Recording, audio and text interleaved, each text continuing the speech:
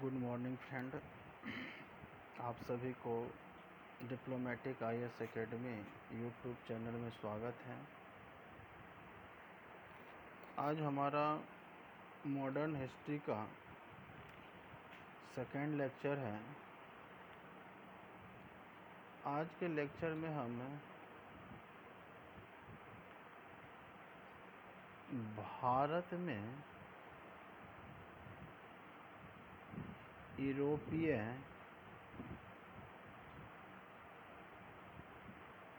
Company का आगमन पर बात करेंगे कि भारत में कैसे यूरोपीय कंपनी का आगमन होता है। तो देखिए, अगर हम यहाँ पर बात करें कि भारत में यूरोपीय कंपनी का आगमन के पीछे क्या रीज़न है, तो हमें थोड़ी सी इतिहास में यानी कि विश्व इतिहास की घटनाओं से हमें समझना पड़ेगा। तो हम यहाँ पर बात करेंगे कि जब यूरोपीय कंपनी 16वीं 17वीं या कह सकते हैं कि लास्ट की 15वीं शताब्दी में जब आगमन होती है तो उस समय भारत पर मुगल वंश थे। तो अगर हम मैप के सहारे यूरोप को देखने की कोशिश करते हैं तो ये आपका भारत है। फिर यहाँ से हम ये आपका खाड़ी देश है। फिर यहाँ से आपका ये जो सारे देश हैं इसी को यूरोप कहते हैं। ये आपका अफ्रीका वाला रीजन है और ये यहाँ पर आपका ब्रिटेन है। तो यहाँ पर देख रहे थे कि भारत में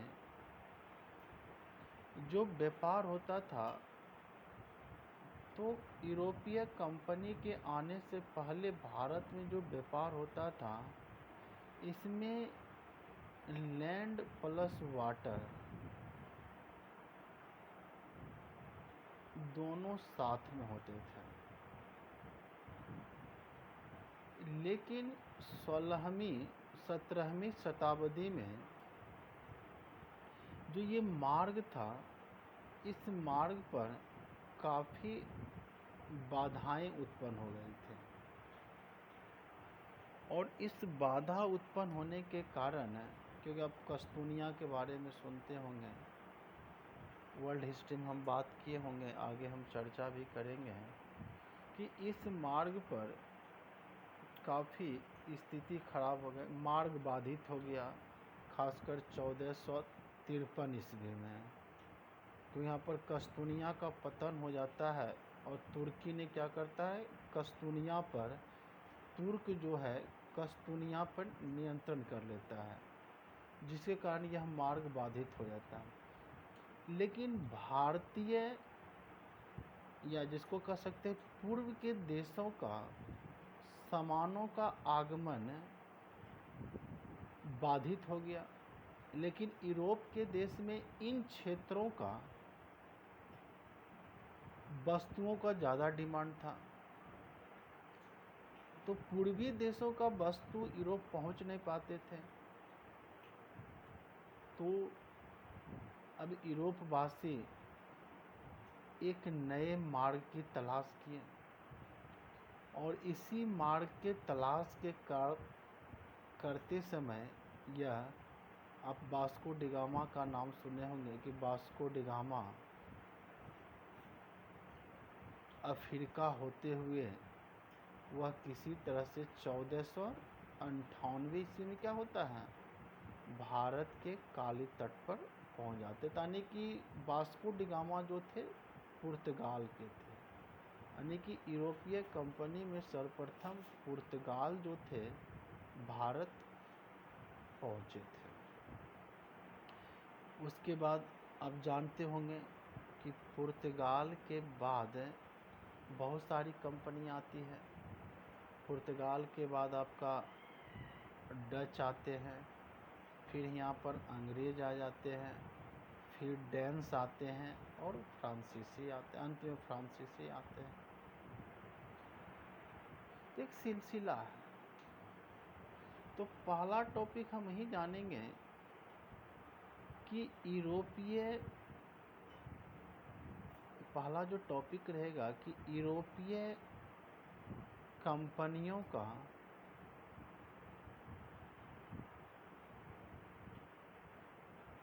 आगमन के कारण। तो यहाँ पर 2-4 पॉइंट आप कारण का लिख सकते हैं, तो इसको थोड़ा सा राइट डाउन कीजिए। तो लिखिएगा 16वीं 17वीं शताब्दी में यूरोप के अनेक वाणिज्यिक कंपनियों का आगमन हुआ। कंपनियों के आगमन से अनेक महत्वपूर्ण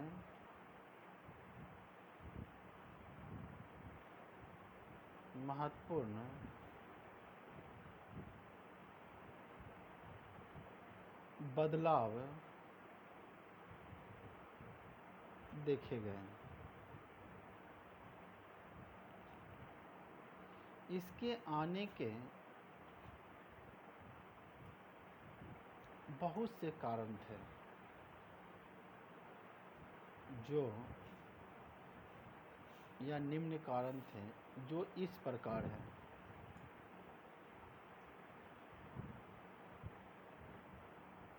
इसमें पहला में लिखिए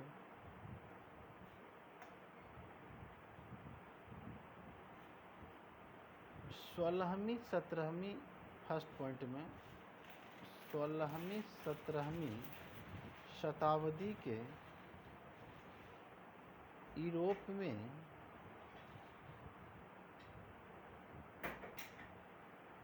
वाणिज्यवाद की नीति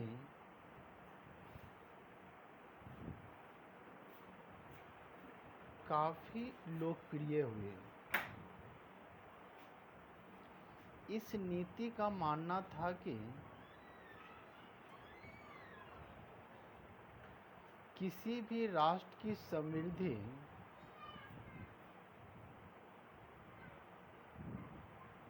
बुलियन यानी सोना चांदी की मात्रा पर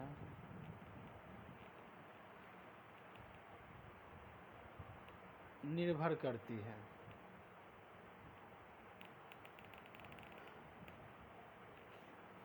व्यापार के माध्यम से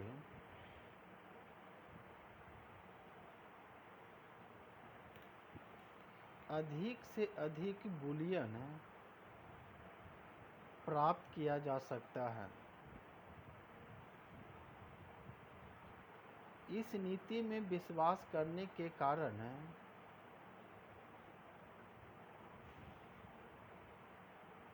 पुर्तगाल, डच, अंग्रेज, डेन्स, फ्रांसीसी आदि देशों के अनेक कंपनियां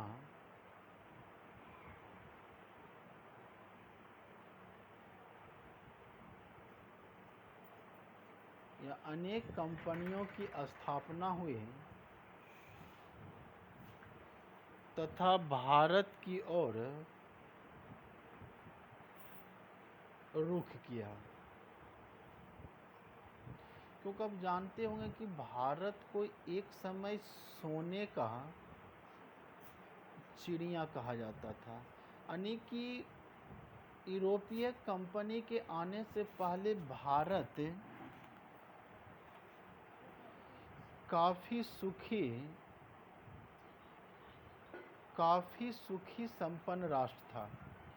भारत का व्यापार हमेशा सरप्लस होते थे,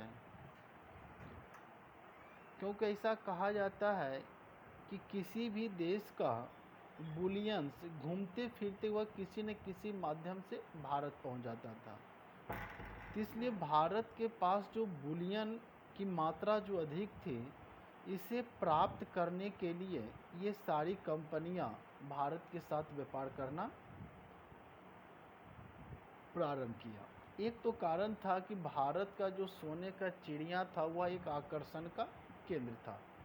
तो इसे सोना चांदी को प्राप्त करने के लिए ये सारा देश कंपनियां भारत में आगमन की थी। नेक्स्ट पॉइंट लिखिए, दूसरा,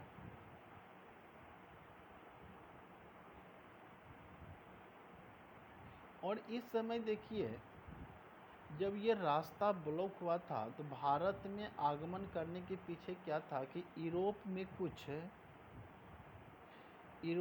कुछ तकनीकी या साइंटिफिक विकास भी होता है, यानी कि जिसको हम पुनर्जागरण के नाम से जानते हैं। यहाँ पर काफ़ी चीज़ का विकास होता है और तकनीक का विकास होता है। जैसे समुद्री कंपास का बात करें, अक्षांश देशांतर मापने का एस्ट्रोलैब की बात करें, जहाज़ की चाल मापने की बात करें, त्रिकोण पाल की बात करें, बंदूकों तोपों आदि का आविष्कार हुआ। और ये जो कुछ आविष्कार थे तो समुद्री यात्री को ये बार बार मोटिवेट करते थे, लंबी लंबी यात्रा करने में सहयोग करते थे। तो ये जो यूरोप में एक पुनर्जागरण था, यह भी कहीं न कहीं पूर्वी देशों खासकर भारत में आने का कारण था। तो सेकेंड पॉइंट में लिखिए, यूरोप में पुनर्जागरण के कारण समुद्री कंपास,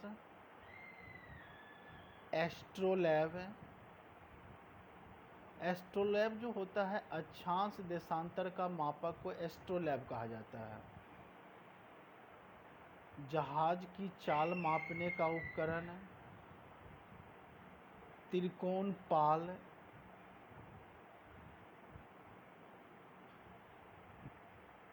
बंदूकों तोपों आदि के आविष्कार हुए हैं। इससे समुद्री यात्राएं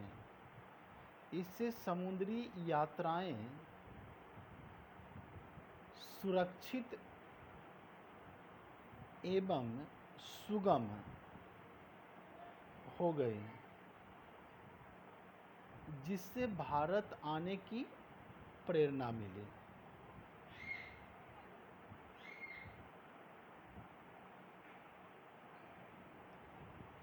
उसके बाद तीसरा कारण की बात करें तो आने का कारण था कि ही जो मार्ग जो बाधित हो गया था, कस्तूनिया का पतन हो जाता है, तुर्की इस पर नियंत्रण कर लेते हैं और इसको एक नए मार्ग की तलाश थी, क्योंकि ये वस्तुओं का डिमांड इन क्षेत्रों में ज़्यादा था।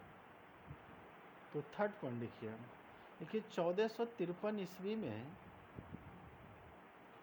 कस्तूनिया का पतन हो गया, जो हम वर्ल्ड हिस्ट्री में बात करेंगे कि ये कस्तूनिया क्या है उस पर हम बात करेंगे। और जो बच्चे क्लास किए हुए हैं शाम के बैच में तो उनको पता हो, कस्तूनिया का पतन हो गया।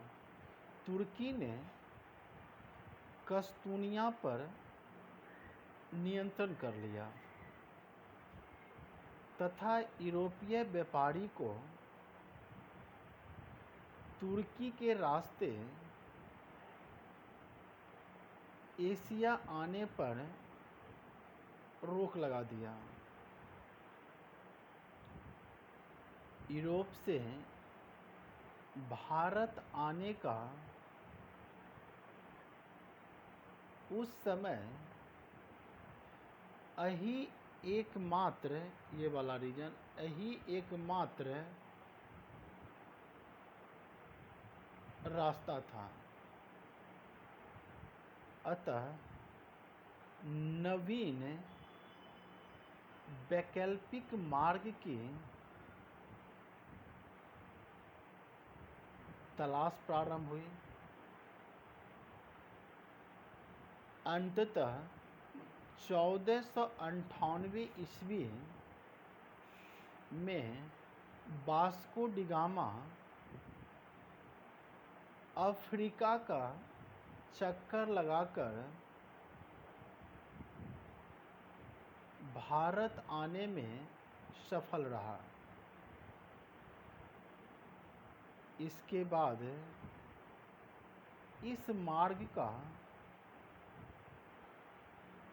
अनुसरण कर अन्य कंपनियां धीरे धीरे जैसे डच, अंग्रेज, डेन्स, फ्रांसीसी आदि आती गई। एक तो ये भी कारण था भारत में, अगर ये मार्ग रहता सुगम तो हो सकता था कि इस सब कंपनियों को आना नहीं पड़ता। Next point. और देखिए कारण ये क्या था कि भारतीय वस्तु का डिमांड इतना ज़्यादा यूरोप में था कि यहाँ व्यापार करना काफ़ी मतलब कि काफ़ी प्रॉफिट होता था। जैसे कि आप पढ़े होंगे कभी कि जो वास्को डी गामा जब भारत आते हैं और यहाँ से जो कुछ मसाले लेकर जाते हैं तो अपनी यात्रा, जिसमें यात्रा में पूरा खर्च होता है उसका 60 गुना मुनाफा होता है। अब तो कोई 1 रुपया निवेश करने के बाद 60 रुपया कमाता है तो आकर्षण का तो केंद्र होगा ही होगा। तो यानी कि भारत के साथ व्यापार करना भी काफ़ी मुनाफा आधारित था, तो इसलिए भी यह कंपनियां भारत में आगमन करती है। तो एक पॉइंट और लिखिए, भारत में या भारत से व्यापार करने पर यूरोपीय कंपनी को काफ़ी मुनाफा होता था। भारतीय वस्तुओं जैसे सूती वस्त्र, मसाला,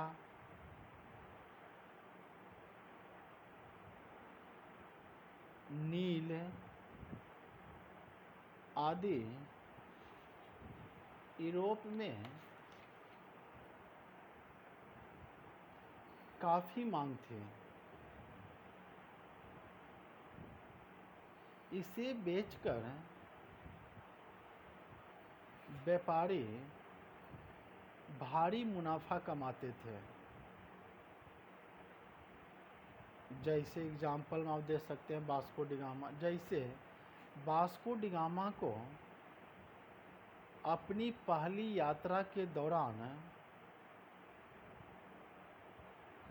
पूरी यात्रा पर खर्च का 60 गुना मुनाफा हुआ था। अतः मुनाफे की प्रेरणा ने कंपनियों की भारत आने के लिए प्रेरित किया।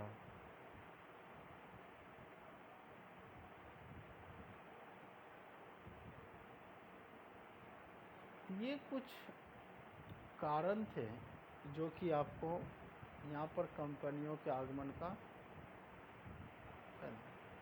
तो यहाँ पर देखिएगा कि जब यूरोपीय कंपनियाँ आती है तो यह भारत पर कुछ सकारात्मक परिणाम देते हैं तो कुछ नकारात्मक भी परिणाम होते हैं, तो उस पर हम चर्चा करेंगे। तो ये तो हमारा एक लेक्चर था कि यूरोपीय कंपनी का आगमन का कारण क्या था। तो कभी मेंस में सवाल पूछा जाए कारण हो तो उसको आप 2-3 पॉइंट रखकर चीज़ पर एनालिसिस कर सकते हैं। तो यहाँ पर हम बात करेंगे कि अब हमें क्या करना है कि एक एक कंपनी को यहाँ पर हमें अब समझना है कि भारत में जो यूरोपीय कंपनी का आगमन था, जैसे कि आगमन जो हुआ है उसमें तो पहला पुर्तगाल था। तो हम पहले पुर्तगाल के बारे में थोड़ा सा जानेंगे, फिर हम डच के बारे में जानेंगे, फिर हम यहाँ पर अंग्रेज़ के बारे में जानेंगे, फिर हम डेनिश के बारे में जानेंगे, फिर यहाँ पर हम फ्रांसीसी के बारे में जानेंगे। तो हमारा जो अब कल का जो लेक्चर होगा, नेक्स्ट लेक्चर है, हम यहाँ पर पुर्तगाल के बारे में जानेंगे। तो आप सब पुर्तगाल को पढ़ के आइएगा, फिर हमारा नेक्स्ट लेक्चर इस पर हम बात करेंगे। थैंक यू, धन्यवाद। आपका दिन शुभ हो।